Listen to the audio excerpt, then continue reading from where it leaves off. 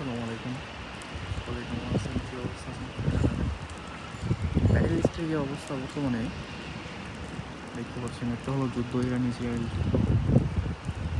তারপরে হচ্ছে আবার কি, বিশেষ করে প্রত্যেকটা মিডল ইস্টের প্রত্যেকটা দেশের মধ্যে আপনার বৃষ্টিতে যে অবস্থা হয়েছে, এটা একটা আবাসিক এরিয়া। তারপরেও আপনার মেন হলে ডাক না খুলে দেওয়া যায়, এটা দেখতে করতেছেন। আমার পাশে একটা অনেক দূরে ভিউ করতে পারতেছে না। মেন হলে ডাক না খুলে দিয়ে গেছে, ডাকনার নিচে যে একটা জালি থাকে ওই জালিটা পর্যন্ত খুলে দিয়েছে। তারপরেও মানে মেন হলে লাইন দিয়া পানি যেয়ে মেন হল জ্যাম হয়ে গেছে মনে হয়। তার জন্য এই জায়গার মধ্যে প্রায় আডু পানি। এটা আমাদের বাংলাদেশে পুরান ঢাকা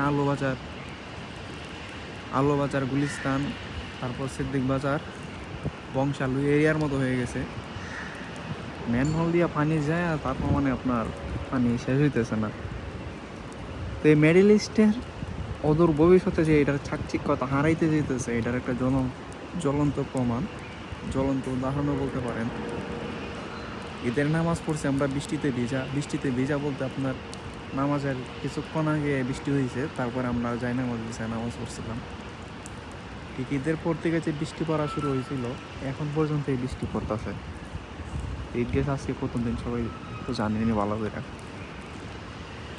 তো মিডল ইস্টের চাকচিক্যতা হারাইতে যেতেছে খুব অচিরেই। কারণ তারা যদি আবার এই মেন হলের কাজ করেও আগামী 4-5 বছরের ভিতরে পুরো দেশের কাজ করে শেষ করতে পারবো কিনা সন্দেহ আছে। কেন এটা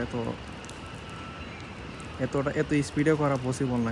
এত স্পিডে করা পসিবল না? আপনি সব জায়গায় তো কাজ করতে পারেন। এটা একটা আবাসিক এরিয়া, এখানে মেন হলের কাজ করা হয়েছেও, কিন্তু করা হলেও এটা পর্যাপ্ত পরিমাণে হয় নাই।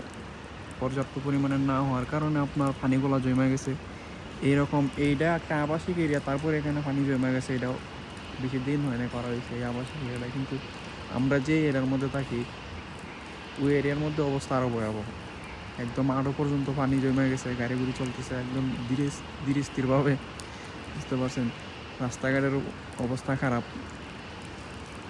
একদম বাজে অবস্থা। মানুষ বের হতে পারতেছে না, ডিউটিতে যেতে পারতেছে না বৃষ্টির কারণে। তো সবাই আমাদের জন্য দোয়া করবেন। বিশেষ করে মিডল ইস্টে আমাদের বাংলাদেশের যে সমস্ত শ্রমিক ভাইরা আছে তাদের অবস্থা আরও ঠাই হয়ে গেছে। যেমন আপনার বিশেষ করে আমরা যে এই সেক্টরে কাজ করি, এই সেক্টরগুলো একদম ড্যামেজ হয়ে গেছে এক প্রকার বলতে পারেন। একটা হলো ইরান ইসরায়েল যুদ্ধ, আরেক হলো বৃষ্টি, তো দুই মিলে এক, ঠিক আছে, অবস্থা